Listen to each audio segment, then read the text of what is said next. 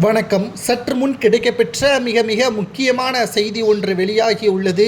ஓபிஎஸ்ஸிற்கு அடித்த அதிர்ஷ்டம் என்றே கூறலாம். பெரும் படையுடன் அதிமுகவின் அலுவலகத்திற்கு இன்று செல்கிறார் ஓபிஎஸ் அவர்கள். நீதிமன்றம் இரட்டை இலை சின்னத்தில் ஓபிஎஸ்ஸிற்கும் உரிமை உள்ளது, அவரது கருத்துக்களையும் கேட்கிறோம் என்று தெளிவாக நீதிபதி குமரப்பன் அவர்கள் தெரிவித்திருந்தார். இந்த ஒரு சூழலில்தான் தற்பொழுது அதிமுகவின் ஒருங்கிணைப்பாளராக தற்பொழுது வரை செயல்படுகிறார் ஓபிஎஸ். எடப்பாடி தலையில் விழுந்த மிகப்பெரிய ஒரு இடியாக இது பார்க்கப்படுகிறது. மேலும் அனைத்திந்திய அண்ணா திராவிட முன்னேற்றக் கழகத்தின் தென் மாவட்ட நிர்வாகிகளும் ஓபிஎஸ்ஸிற்கு ஆதரவாக களத்தில் இறங்கியிருக்கிறார்கள். குறிப்பிட்ட சமூகத்திற்கு ஆதரவாக எடப்பாடி செயல்படுவதன் காரணமாகவும் அதை எதிர்ப்பதற்காகவும் தற்பொழுது ஓபிஎஸ் அவர்களுக்கு ஆதரவுகளை தெரிவிப்பதாக தென் மாவட்ட நிர்வாகிகளும் தொண்டர்களும் ஓபிஎஸ்ஸிற்கு பெரும் ஆதரவுகளை திரட்டியுள்ளார்கள்.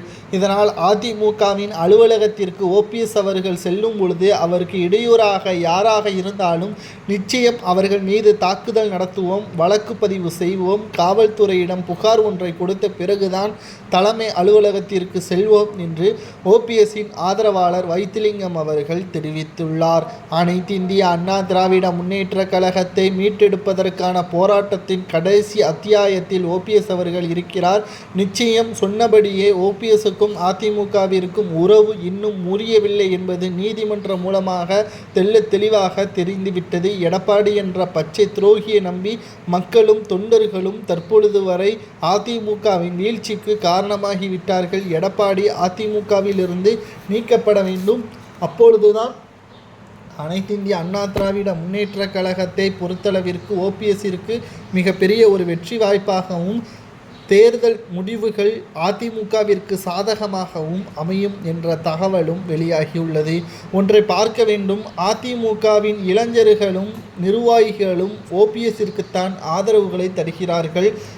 பெண்கள் அனைவரும் அதிமுகவில் கடந்த 2 ஆண்டுகளில் புதிய உறுப்பினராக சேர்க்கவில்லை. அதற்கு விளக்கம் எடப்பாடியால் கொடுக்க முடியுமா?